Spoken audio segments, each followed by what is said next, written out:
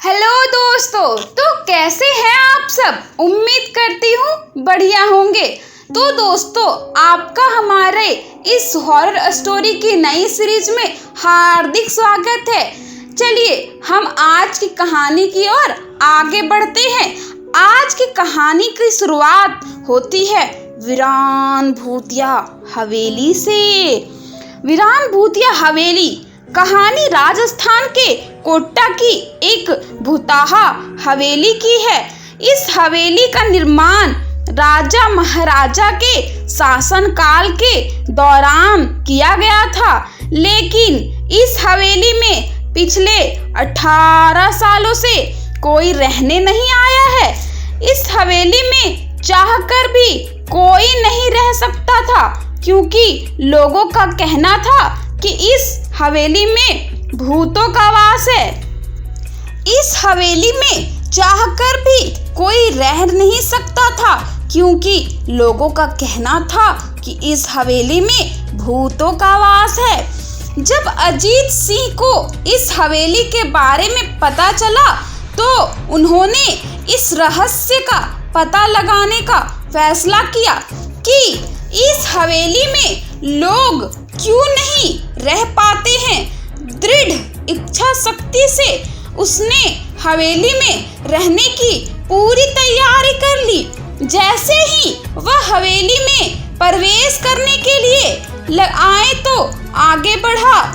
एक अज्ञात व्यक्ति ने उसे दरवाजे पर रोक दिया और वहां वह पास आकर बोला, तुम कौन हो और कहाँ जा रहे हो। अजीत सिंह ने जवाब देने की बजाय सवाल पूछ लिया, क्या जान सकता हूँ कि आप कौन हैं। मेरा नाम अर्जुन सिंह है और मैं पास में ही रहता हूँ। अजीत सिंह ने कहा, ओ मैंने सुना है कि यह एक भूताहा हवेली है और यहाँ कोई आ नहीं सकता, ना कोई रह सकता है, इसलिए मैंने इस हवेली में एक दिन रुकने का फैसला किया है। अर्जुन सिंह ने कहा, हाँ आपने सही सुना और अंदर भी मत जाना। मेरी बात मानो तो तुम वापस चले जाओ, यहाँ खतरा बहुत है। यह सुनकर अजीत सिंह खुश हो गए, जैसे उसने लॉटरी जीत ली हो। उसके बाद देखकर अर्जुन ने कहा कि तुम खुश क्यों हो रहे हो। भूत का नाम सुनकर तुम्हें डर नहीं लगता। तुम्हें शायद मालूम नहीं है कि मुझे भूतों में बहुत दिलचस्पी है। और हवेली के चारों ओर देखने लगा। सभी कमरों की भी जांच की। बाद में वह ड्राइंग रूम में आकर सोफे पर चुपचाप बैठ गया। वहीं बैठे कर उसने 1-2 पैग शराब पी ली। अचानक उस कमरे का बल्ब जलने बुझने लगा, लेकिन अजीत ने उस पर बिल्कुल भी ध्यान नहीं दिया। कुछ देर बाद दूसरा बल्ब जलने बुझने लगा और हवेली की सारी लाइटें जलने बुझने लगी। यह सब देखकर अजीत अपनी जगह पर खड़ा हो गया और पूरी तरह सतर्क हो गया। अचानक उसके सामने एक छोटी सी मेज हवा में उड़ते हुए आई। वह लगभग 6 फीट हवा में चला गया और गोल गोल घूमने लगा और बाद में अजीत की तरफ तेजी से आने लगा। अजीत ने तुरंत अपनी जगह बदली और दूसरी तरफ जाकर उसी टेबल पर गिर गया। वहां अजीत खड़ा था, इससे पहले कि अजीत को कुछ समझ पाता, सोफे की चादर उसकी ओर आने लगी। वह तेजी से खड़ा हुआ और दूसरी तरफ कूद गया, जिससे सोफा दीवार से जा टकराया और अजीत बाल बाल बच गया।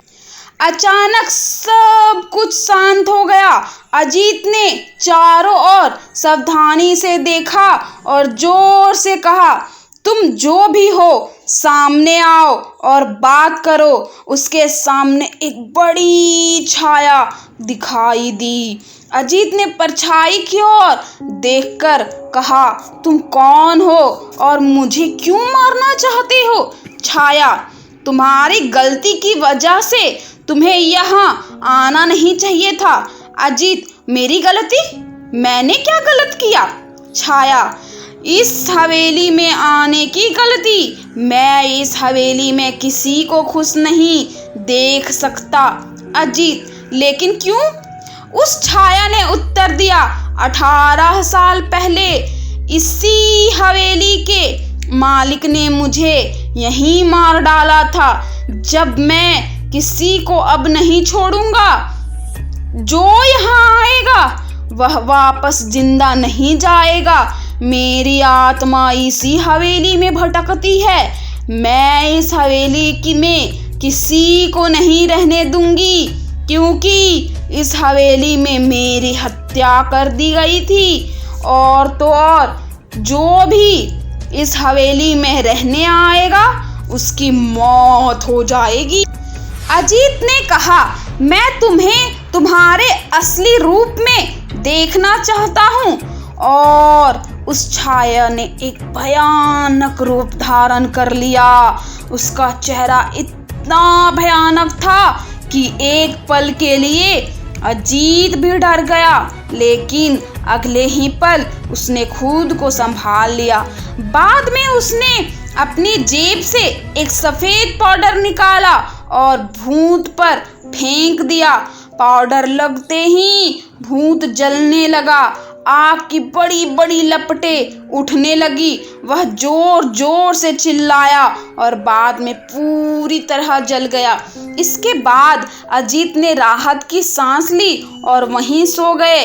अगली सुबह अजीत को हवेली में सुरक्षित देख बाहर आते जाते लोग अर्जुन को राहत मिली। अर्जुन ने अजीत से पूछा, तुम जीवित कैसे हो? अब जब अजीत ने अर्जुन को पूरी रात की घटना बताई और दोनों फिर अपने अपने घर चले गए। दोस्तों, अगर आपको यह कहानी पसंद आए हो तो मेरी चैनल को सब्सक्राइब करें और कमेंट करके ज़रूर बताएं आपको ये कहानी कैसी लगी।